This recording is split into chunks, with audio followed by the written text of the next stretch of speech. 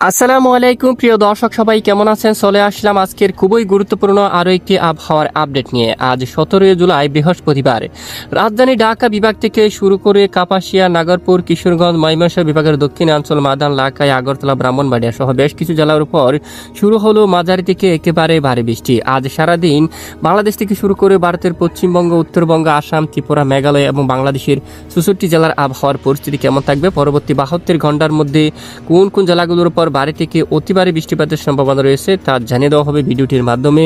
জানতে হলে ভিডিওটি শেষ পর্যন্ত দেখবেন। ভালো লাগলে লাইক করবেন। সবার আগে গুরুত্বপূর্ণ আবহাওয়ার খবর পেতে চ্যানেলটি সাবস্ক্রাইব করে পাশের বেল বাটনে ক্লিক করে রাখবেন। আর ভিডিওটি কোন জেলা থেকে সরাসরি লাইভ দেখছেন কমেন্ট করে জানিয়ে দিন। দর্শক বন্ধুরা, সরাসরি এই মুহূর্তে আমরা উপগ্রহ চিত্র ইমেজে চলে আসলাম। দেখতে পাচ্ছি মুন্সিগঞ্জ, হোমনা, তারপর রাজধানী ঢাকা, দোহার, ধামরাই, তারপর শিবালয় এবং নাগারপুর, বেড়া, এখানে দেখুন তারাস, তারপর দিকে সিরাজগঞ্জ, টাঙ্গাইল, কালীহাটি, জলকাত্র, সরিষাবাড়ি, জামালপুর, ফুলপুর সহ কিশোরগঞ্জ, এখানে মাদা বেশ কিছু এলাকায় ব্যাপক আকার আকাশ মেঘাচ্ছন্ন হচ্ছে, সঙ্গে ব্যাপক বজ্র বিদ্যুৎ সহ বৃষ্টিপাত হতে দেখা যাচ্ছে এবং সকল জেলার আকাশ কিন্তু একেবারে দেখুন একেবারে মেঘলা হয়ে যাচ্ছে। খুলনা, বরিশাল এবং চট্টগ্রাম বিভাগের বেশিরভাগ এলাকায় আকাশ আংশিক মেঘলা নিয়ে পরিষ্কার অবস্থা রয়েছে।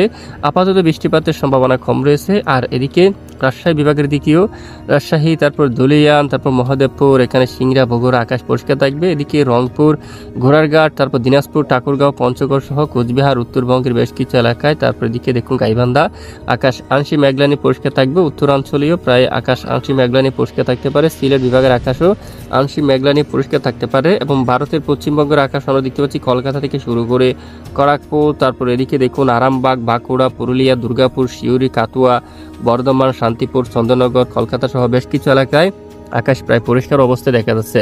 তো দেখুন এখানে রাজধানী ঢাকা বিভাগের অধিকাংশ এলাকায় সকাল থেকে মাঝারি থেকে ভারী বৃষ্টিপাত শুরু হয়ে গেছে। তো সারাদিনের আবহাওয়ার পরিস্থিতি কেমন থাকবে দেখুন। এদিকে আজ সারাদিন আমরা দেখতে পাচ্ছি দেখুন দেশের উত্তরাঞ্চল আকাশ পরিষ্কার থাকতে পারে। রাজশাহী, ময়মনসিংহ, সিলেট পরবর্তী মেঘ কেটে গিয়ে পরিষ্কার আকাশ থাকতে পারে। আর এদিকে পিরোজপুর এবং এখানে টুঙ্গিপাড়া, গোপীনাথপুর, ঘুরুনাদি, মাদারীপুর এই এলাকায় বজ্রবিদ্যুৎ সহ বিক্ষিপ্ত বৃষ্টিপাত থাকতে পারে।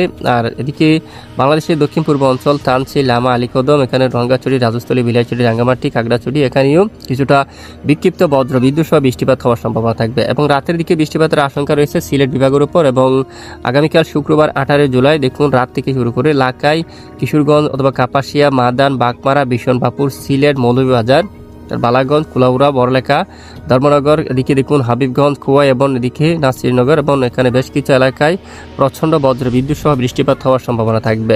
দেখুন এছাড়া এখানে তখন এই যে রাজশাহী এবং এখানে খুলনা, তারপর বরিশাল, এখানে দেখুন এখানে বেশ কিছু এলাকায় তখন আকাশ পরিষ্কার থাকতে পারে। রাতের দিকে শুধু পূর্ব দিকের জেলাগুলোর উপর বৃষ্টিপাতের সম্ভাবনা থাকবে এবং আকাশ মেঘাচ্ছন্ন থাকতে পারে।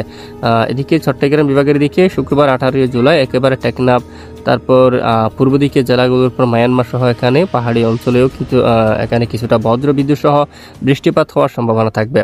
সেটা বাকি এলাকার আকাশের পরিস্থিতি আমরা দেখতে পাচ্ছি প্রায় পরিষ্কার থাকতে পারে, আংশিক মেঘলা নিয়ে তেমন ভারী বৃষ্টিপাত হওয়ার সম্ভাবনা নেই। তবে মূলত মাসের শেষের দিকে একটি বৃষ্টিপাত আসার সম্ভাবনা দেখা যাচ্ছে আগামী 20 তারিখের পরই। কিন্তু বাংলাদেশের বেশ কিছু অঞ্চল জুড়ে বিশেষ করে খাগড়াছড়ি, সেনবাগ, কুমিল্লা, আমরাপুর, আগরতলা, তারপর আমবাসা সহ বেশিরভাগ এলাকায় তখন মাঝারি থেকে নতুন করে ভারী বৃষ্টিপাত শুরু হওয়ার সম্ভাবনা কিন্তু দেখা যাচ্ছে।